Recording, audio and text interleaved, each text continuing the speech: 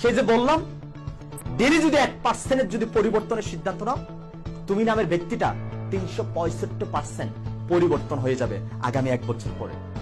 স্বপ্ন নিয়ে কিন্তু পড়ে থেকো না, তোমাকেই বলছি, স্বপ্ন নিয়ে পড়ে থেকো না। সঠিক পরিকল্পনা এবং অক্লান্ত পরিশ্রমে একমাত্র তোমার স্বপ্নের বাস্তবায়ন ঘটাবে। ঘরে বসে থেকে আর শুয়ে থেকে ভাবতে ভাবতে কেউ স্বপ্ন বাস্তবায়ন করতে পারেনি। অক্লান্ত পরিশ্রম করার পরেও কিন্তু স্বপ্ন বাস্তবায়ন হবে, আদারওয়াইজ কিন্তু সম্ভব না। সফলতার জন্য তোমাকে সবচেয়ে বেশি যেটা করতে হবে সেটা হচ্ছে কি, চেষ্টা করো, বারবার চেষ্টা করো, আবার চেষ্টা করো, এন্ড আরো একবার চেষ্টা করো।